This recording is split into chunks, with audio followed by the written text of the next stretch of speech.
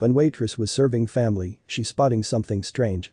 Flavane Carvalho was working on her day off at Mrs. Potato Restaurant in Orlando, Florida, when a boy came into the popular eatery with his family. The child took a seat in a chair against a wall with his back to the door as two adults, presumed to be his parents, sat across from him at the table. As the Florida waitress went to take the family's order, something seemed very off. Although the couple had two children with them, the boy in question and a younger girl, they only ordered one kid's meal. When asked whether the couple wanted a second kid's meal, they responded with a no, explaining that the boy would eat at home. That was Carvalho's first indication that something wasn't right.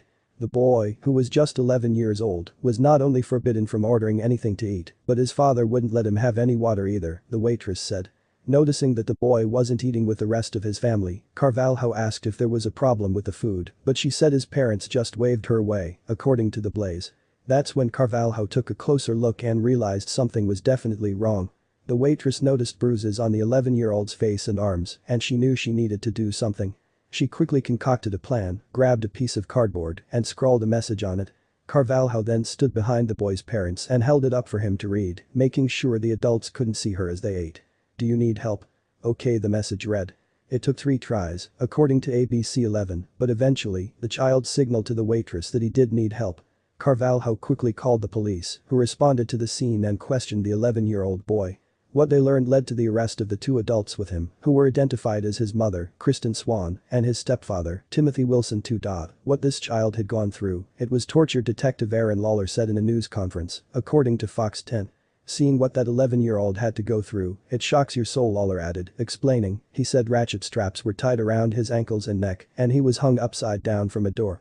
According to the detective, the 11-year-old boy said his stepfather also beat him, hitting him with his fists, a wooden broom, and a back scratcher. He was often made to go without food as a form of punishment too.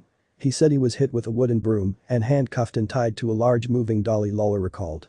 He also said he didn't get to eat on a regular basis as punishment. As a result of the alleged punishment, the boy was 20 pounds underweight, but it could have been much worse. Orlando Police Chief Orlando Rowland said that the alleged child abuse could have become a homicide situation if Carvalho had not intervened. Thanks to the observant waitress, who's since been hailed a hero, it didn't come to that. Her concern and quick thinking saved both children from such a fate, and the adults accused of the abuse were arrested.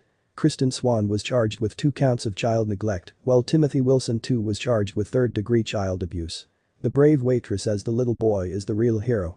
"I would like to give him a big hug and tell him that I'm so proud of him," she said. Make no mistake, however, Flavane Carvalho deserves credit for helping save the boy from what police called a dangerous abuse situation.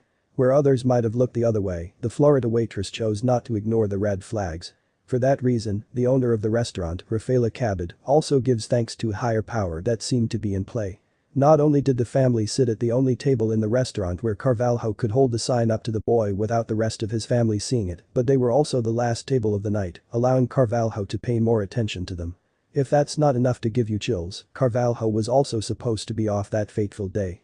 When another employee called out, however, Flavane Carvalho picked up the shift, putting the right person in the right place at the right time. Both Cabot and Rowland hope that Carvalho's courage will inspire others to act when we see something that isn't right. After all, it could save the life of a child.